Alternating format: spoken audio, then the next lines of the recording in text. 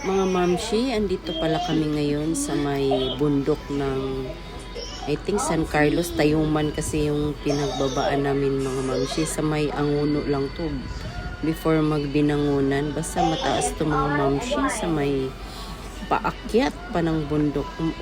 Ang ganda ng view dito mga mamshi. Oh, lalo na pag medyo paano na yung araw.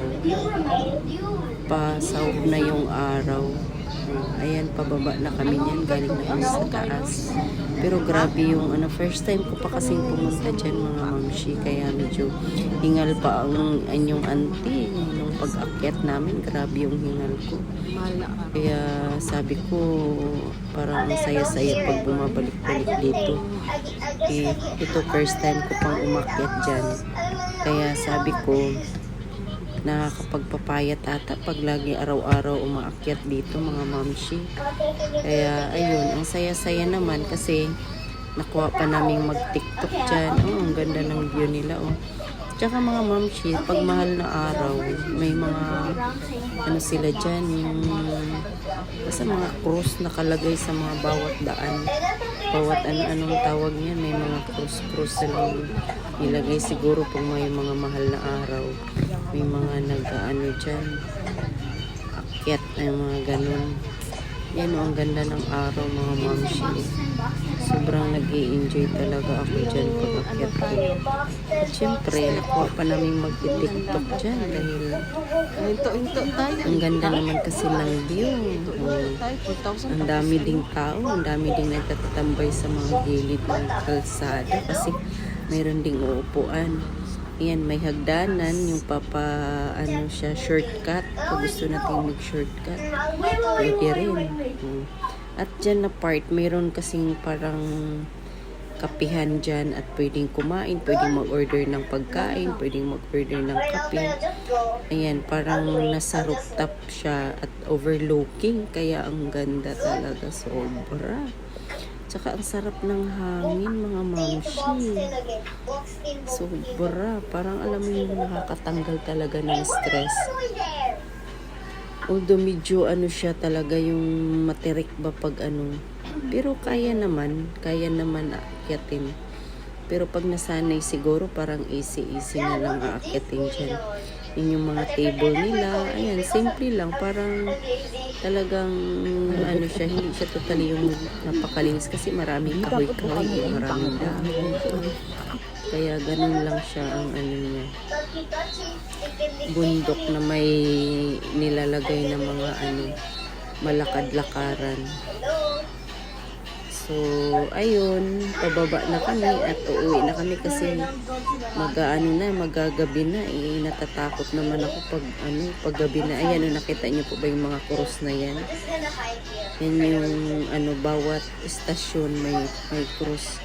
Anong tawag ba ng niyan? Station of the Cross, parang ganoon. Kasi pag mahal na araw daw, may magpanata daw dyan. Kaya, ayun. So, ayan yung dinaanan namin na shortcut na parang mga hagdanan na kung hindi ka mag-iingat, talagang malalaglag ka hanggang baba.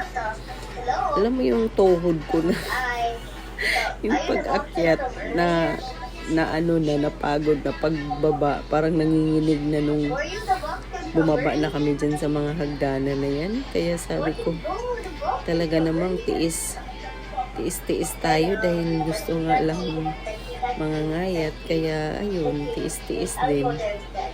Ayun, yan yung medyo paggabi na kasi malapit na kami dyan sa highway na yung sasakyan namin na jeep.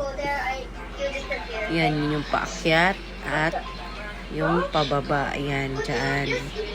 Papunta na kami ng highway. Sakayan ng jeep. Ayan yung view niya talaga. Overlooking talaga siya. Kaya kung gusto niyo dyan pumasyal dyan, mga mamshi, talagang sobrang nakaka-enjoy lang. Siyempre, ayan, ako pa namin mag-tiktok.